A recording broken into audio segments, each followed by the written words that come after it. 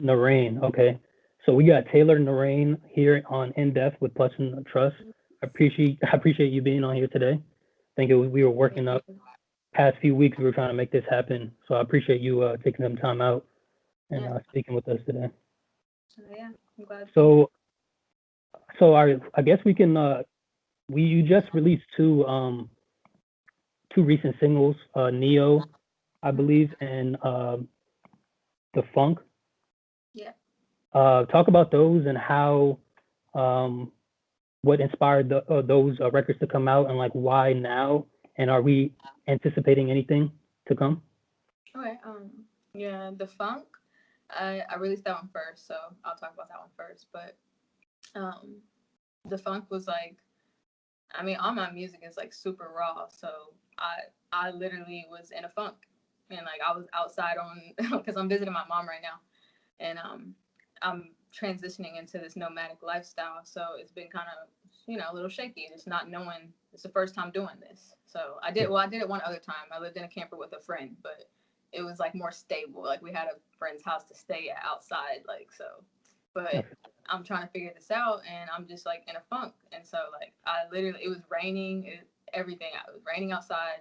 I went out on the deck, and I just like I started crying, like because I was just like super just in a funk, like just trying to figure some shit out, like.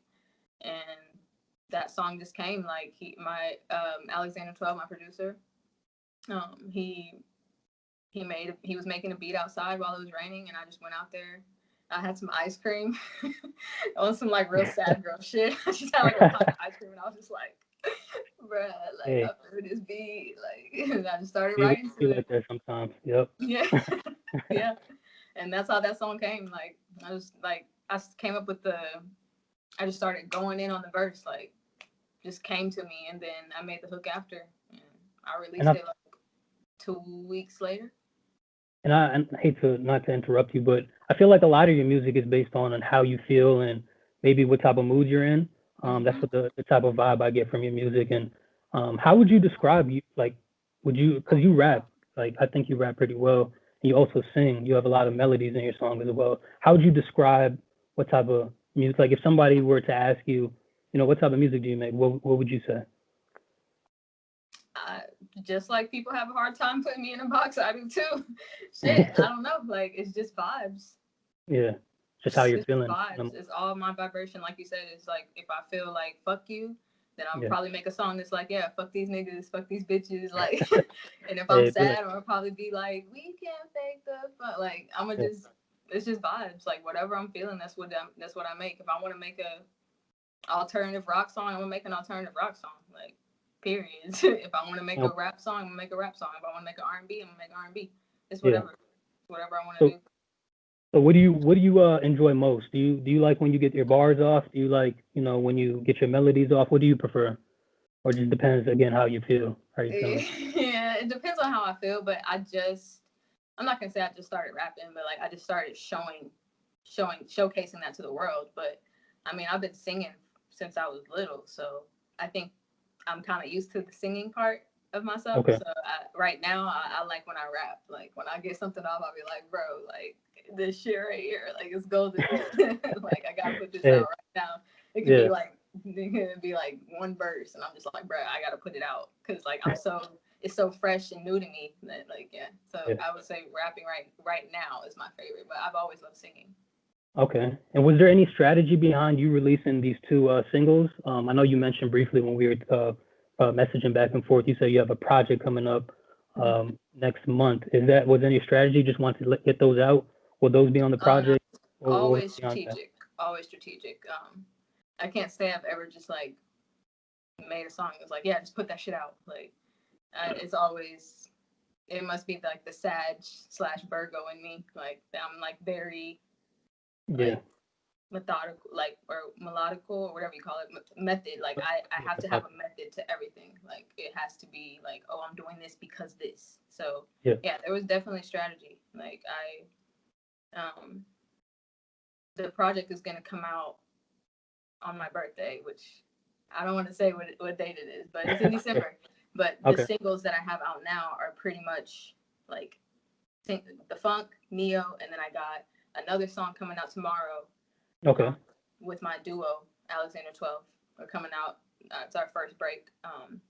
And then the next week I have another song, and then 2 week break, and then after that it's time.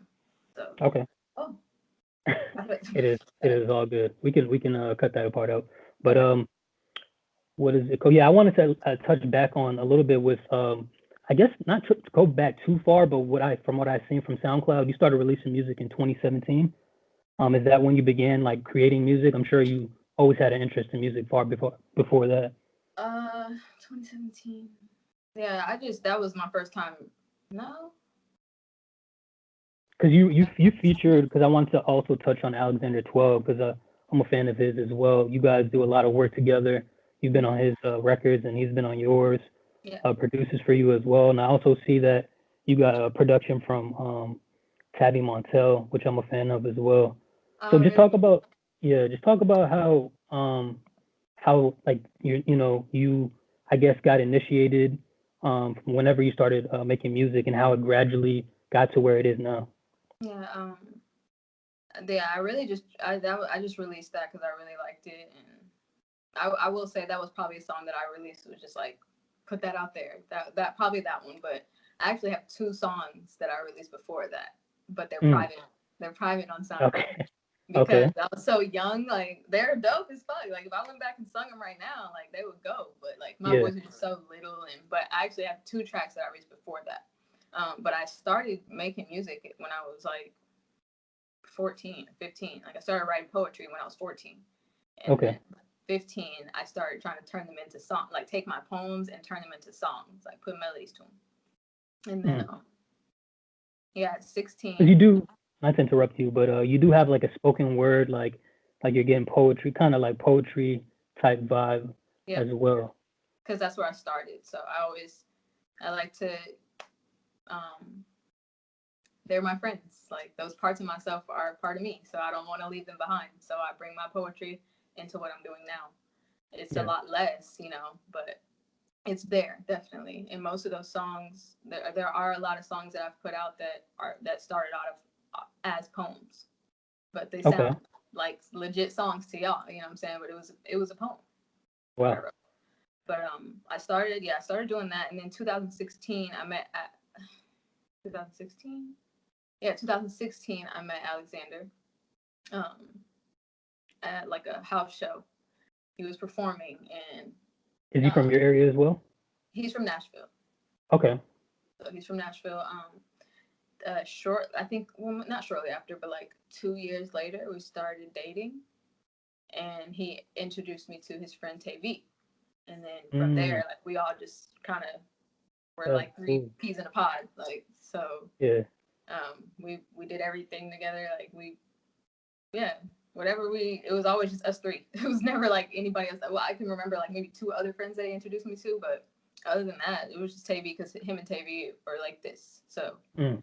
it was just us three, and yeah, it just went from there. Like Tavy, that record that Tavy did for me, it was actually Ego trip. Alexander produced it, and he added like some shit on it. We sent he wasn't with us at the time, so we sent the track over to him, and Okay. he added some stuff to it, and that's Ego Tripping. That's how that one came to be, Ego Trip. Okay. Yeah, I was actually hip, which is hilarious that you even say it like that, because I was hip to Tavy is how you pronounce his name. Tavy, yeah. Yeah, I was hip to him back in like 2014 when he was. I forget his other name he was going by. Can you help me? What was it? Um, He had another name. yeah, he did, but I can't remember it. It's been I'm so glad. long. Like, yeah. I'm glad you. Yeah, I was hip to him back then. I believe later, like years on later, I got aware of Alexander 12. But that's interesting that you guys are all connected and like from the outside looking in. I'm from Virginia, so it's just Oh, interesting to see how everything connects in yeah. a So you way. didn't think that we actually like, Yeah, knew each yeah, other. Yeah, I can see so that. it's pretty cool. Yeah. So a year ago, you released 88, I believe, back in 2019. Yep. What led up to that, and was that your first like introduction to like I'm Taylor, like, because I believe that was your first project, right? Yep. That was my first project. Um, Everyone else knows me as Dreama. That's what I used to go Okay. by. So that was my first introduction as Taylor Narain, just myself, Okay. no alias, just me, raw. And Mm. that project came to be when I was like struggling super hard. Me and Alex, we were forget what happened. Something happened, but we just ended up in a shaky living spot. So we had to stay with his brother for a little bit in Nashville. And I remember our car and shit broke down. Like we didn't have a car, so like Yeah. we had to pick a place to work that was like close that we could walk Mm. to, because mind you, like Lyfts and Uber, they add up. Oh So yeah. we just eventually was like, fuck it, and we just, oh, can I curse? Oh yeah. For sure. Okay. Yeah. Good. We we were like, yeah, we just have to walk. Like, so we would transition between walking and taking the bus. But mind you, this is like summer, and last Mm. year in Nashville, they had a heat wave. Hikes. That's crazy. So like That's we were wild. walking to work in Mm. that shit, and I would come to work, sweaty shirt, like have to ask for a new shirt. Like everything was just, it just seemed like it was like boiling. Like every little thing that could go wrong was just going wrong. It felt like. Mm. So and I remember that I kept seeing, because I'm into numerology, I'm very spiritual, and I kept seeing this number 88, kept seeing it, and it would be at times where I was agitated. Usually when I see an angel number, I'll look it up. I call them angel numbers. When I see an angel number, I'll usually look it up. But like every time I saw this number, I would be in a state of agitation. So I would just be like, fuck that, like whatever. Yeah. And one day it was so hot. Like it makes me emotional now. It Mm. was so hot that like on the way to work or on the way back from work, I just started crying. Like I just couldn't. It was so hot. Like I was so frustrated, and I was just tired of living like that. And when I looked up, it was this church that has like a little digital sign, and it told the degrees, and it said it was 88 degrees outside. And I was like, Wow. there's no way. Like it's Yeah. way hotter out here. Like there's no way. Mm. And when I went home, I was like, I'm gonna look this number up. Like, and I looked it up, and it said it was the gist of the meaning was that it was, one of the things was prosperity, but the one thing that I remember is that it said 88 has a look to it that to the viewer it looks as though it's about to topple over at any minute Mm. and just fall apart, but it actually maintains balance because it's an 8 overall. Yeah. So 8 is like the infinity sign that keeps balance. Mm. Okay. And Okay. that's what it meant. And I was like, you know what? Put I'm that in I'm the not gonna sun. give up. Like Yeah. this number has been following me around. I'm not gonna give up. I had been planning to do the project, but it's just like I had to work and make money, and I just wasn't getting to it. And I just, I was like, you know what? I'm about to start on this project. So I went in. Alex actually let me. He well, not let me, but we made an agreement. He was like, take off this off like a week of work, and I'll just go. I'll walk every day to and from, and I'll work, and That's you real. stay in here and you get this project done. Soon as I start to record the project, the fucking air goes out. Oh The wow. air goes out. What could I mean? Damn. Like that's insane. The air goes Yeah. out. And Wow. I'm recording this project for a week straight with no AC. Mm. Every time I go up to the mic to just say a couple words, I move away and it's sweat pouring down my mouth, my chest, everything. Mm. And that's how I had to record that project. I had to. Damn. And that's how I did it. I recorded that project in a week and maybe like a week and maybe like 3 days. Okay. And yeah, no AC, and I got that shit done. I got that shit So done. I'm guessing you always remember that, Oh what yeah, led up to that project and what went yeah. into that. When people say a lot of blood, sweat, and tears went into that shit, Oh like yeah. no, like Like legit, literally. like no blood went Yeah. into, well, blood circulating through me, but sweat and Yeah. tears for sure went into that shit. Like it was so hot that I would start crying on the mic, and I would Mm. take it away, and I would just take a breather and just, and I'll come back to it and just keep going.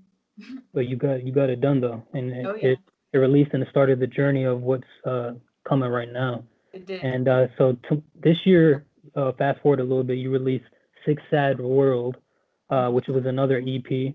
Talk to me a little bit about that and did with all this craziness going on this year, did that kind of go into the title of that? Yep, I actually wrote that project. Most of that project was written. I think I only wrote one new song for that in 2020, which was Ase, Mm, which I abbreviate, or it's an acronym for All Seeing Eye, but you can okay. also say it as Ase, which is the affirmation. Mm, Um, that's the only one I wrote in 2020. The rest of those were written in 2018. wow. So you've been sitting on So those for a minute. yeah, but it was Okay. crazy how it added up. It was like 2020, this shit happened, and I was like, bro, And 6 7 did you have that title already, or Yep, that's just a that okay? painting. I painted that painting, like the Oh picture of wow. the project. I painted Yeah. that in 2018. Wow. So it lined up perfectly. Yep. Everything lined up perfectly. And Hmm. what went into that? And also another thing I noticed is that you don't really do a lot of features. You don't get a lot of people on your music. Is that strategic as well, Um, or is it just how it worked out? Kind of. It's just how it kind of it's worked not out. like super strategic. It's not like I don't want nobody on my shit. Like it's not like that. It's just like Yeah. it kind of just works out like that. But also, I'm not the type of artist that just like, yeah, bro, like come be on a song with me. Like it has to match. Like the vibes got to Oh be yeah, there. yeah, yeah. You don't Like want it to force can't. it. And no knock to any artist that does that. I mean, hey, like that's whatever. But I'm not that artist. Like it has to go. Like obviously strategic. Like it has to match. It has to. Can't just be some And random artist that's just like trying to do a song and I'm like, yeah, for sure. yeah, yeah, it has to make sense. You don't want to force anything at the end of the day. And Mm-hmm. has it also been strategic to do like little, like not, I wouldn't say little, but like five or six, like I guess 88 was longer than Six at World. But have you are you gonna have more tracks to go around with this new project, or are you Oh gonna yeah, keep it definitely. like an Six EP? Tag was just a little like EP, pretty much. Mm, Just like okay, talking about what's going on right now. How this shit's crazy. It's just sick yeah, and yeah, sad. yeah. Okay, definitely. And I guess what I wanted to ask you as we wrap this interview up, what's one thing that you hope people that listen to your music can take away from it? Whether they're fans now, or they're about to listen to a song, or they just like recently listened to a song of yours. What can they take away from your music in general? I think I bring back what I my music does for people is it brings back being being cool or not cool, whatever cool is, but it being like okay to feel Mm, because in this society right now in the system that we're in, it's not okay. It's not okay to feel. It's not okay to be vulnerable. It's not okay to be sensitive. Everybody's desensitized. Like you see somebody getting shot on the internet, and you're just like, whoa, and then you just keep scrolling. Like mm, I think my music brings back emotion and what it really means to feel. I've had people message me and tell me like this song made me cry, and I'm well, like, good. That's what I wanted because yeah. ultimately when you feel you are releasing and Hmm. you have to the one of the things that we've been taught is to hold on for dear life and I'm not about that. It's way easier to let go than it is to hold on. Yep. So I feel like my music helps people to let go of Mm, things that they maybe they didn't even know they were holding on to. mm, So if you're crying, you're releasing something. You may not know why you're crying, but you're crying for a reason. There's something that's happening inside. And I've also heard people tell me they get goosebumps when, as soon as the song comes on, they get goosebumps. And I always equivalent goosebumps to frequencies rising. When you hear something, that is particles crystallizing inside of you that makes you get those goosebumps. hmm. So I think that I just bring back feeling and emotion and it being okay to be vulnerable again. That's real. No, it is, especially in the day and age we are in right now. It's okay to feel and be in tap with your emotions and everything that's going around. Where do you see yourself in the next 5 years musically? Like, what are your hopes or goals, aspirations, maybe? Mm, And I know it's different for every artist. Some artists want to just organically build and get a fan base and tour and get their merch off. Some artists want to be on the charts. So what does Taylor want to be hopefully in the next 5 years? yeah, I just want to be an example. I just want to show people that they can do what they want to do and they can do it how they want to do it. So I'm mostly on the side of like independence. Like, yeah, I just want to get my music off. I want to have fun doing it. I don't want nobody telling me what to do. I'm a Sag and I'm my own boss. I don't like people telling me what to do.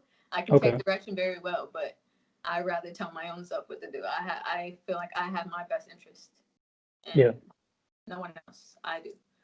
So I I just want to get my music off the way I want to get it off, and I do. I want to tour. I want to give back. But yeah, I want to be that example that shows people like if you want to do something, you don't gotta take shortcuts. I mean, shortcuts is gonna lead you nowhere anyways. You want to take the long path. You do. And I want to show people that the long path is what you want to take because it's the most rewarding. That's real. That's definitely real. And I guess the last few questions. Who inspires Taylor musically? Um, gosh, so many. Like I would I would consider myself a long time ago like a music connoisseur. Like I would. There's so many people. That's why you can't box me in because Yeah. I have all these sounds inside of me that from everything that I've used to listen to, everything that I listen to now, anything that I could listen to. Like it's all inside of me. So man, I can really just speak off of like just older influences. Which they're in my bio, but I'm gonna say them because it's true. TLC, like they're a major influence. I'm sure you can, if you think about it like real hard, like you Mhm. can hear that I sound like a trio, but I'm You just do. one person. Yeah, yeah, yeah. I Especially when sound you like sing, Chili, Left Eye, you and get T your Roz. backgrounds in. Yeah, Yeah, the for sure. backgrounds exactly. Yeah, TLC, Bjork is where I get my quirkiness from. I don't know, a lot of people don't know Bjork. She's from Iceland. She had Okay. a big effect on me when I was younger. I saw one of her music videos and was just like, what is going on? And like I was young as fuck and I was just like, what is this? Like, what is this little and I see her and she's this little lady and I'm just like, how is this sound coming out of her? And she really inspired me. Um Tears for Fears. I love them. Uh the Police. I love the Police. Jimi Hendrix, he's my favorite Sag. Um, Mm. had a big influence on me. Just being, he's the epitome of just wilding out. Like just do that shit, bruh. With the whole face and every. Don't worry about how your face looks. Just get in there and like just do that Yeah. shit. Yep. And then I have to say, just a random my as more recent in high school. My choir teacher. She Oh, wow. really had a big effect on me because I was the odd one out kind of because I when I sang I would use what they call vibrato, and that's when you vibrate your Yeah. vocals. Um, Okay. and I would leave off every note with vibrato, and in a choir you can't use vibrato. Everything Mm. has to be straight tone, and I had a hard time like getting that. Yeah. So she took extra time with me, and when I saw that when I actually mesh with everybody, it's a beautiful sound. You don't have to always be the one man band. You can Mm. fit in and make a beautiful mosaic. And Yeah. that's how I look at my songs as mosaics, like little fragments of beautiful glass put together to make this big ass choir. And that I feel like that's what my music sounds like. It sounds like a whole ass choir, like a bunch of people singing, but it's just It, me. But I got that from her. I got that from being in choir, and that really inspired me. you really do kill the backgrounds too. I know that you touched on that right now. That you do make it sound like there's a multi people, like different people that are on the background with you, but Mm-hmm. you're able to piece it together so nicely. So definitely Yeah, it's understand that. my favorite thing to display. I've had people ask me like, did Alexander 12 like do the low vocals in there? I'm like, nah, that's all me. Oh, that's That's all me. impressive. That's impressive. So what I guess to wrap it up, what artists do you see blowing up or taking that next step aside, I mean, obviously you as well, but what other artists do you see in 2021 that are taking that next step? Mm, That are on the rise, I guess you can say. hard question because I don't even really. You're just I mean, I know you've been in album mode really, so Yeah, you haven't really been listening to many people. yeah, I haven't. So I wouldn't even know. Tierra Wax dope. I mean, I know she already has like a good following. Yeah, I no, she is mean, dope. Tierra Wax, like, I don't know. Yeah, yeah, Okay, I suck at we'll this take that. question because I really haven't been listening to anybody. I've been like in my own world of music. I feel that. No, we'll take that. And I guess my very last question would be, and I guess I should have asked this earlier. How has 2020 make you, think any differently about, I guess, music, and have you been able to, I guess, maneuver around as far as like maybe you'd be touring possibly this year, or doing concerts here and there. Have you been able to and I guess I know navigate around that, and I know you also were on IG Live yesterday doing your freestyle. So have you been able to do things like that aside from the regular like in physical like in person type things? Um, yeah, I don't really. I haven't even. Well, I mean, I performed before, but I haven't performed in so long. Like, it's kind of Mm, the same for me. I'm like, I've been like on this virtual slash in person contact. Now we can't have in person, but I'm still on the same thing. I would say 2020 inspired me to actually go nomadic because I've been trying to go nomadic since 2017. So, or 2018.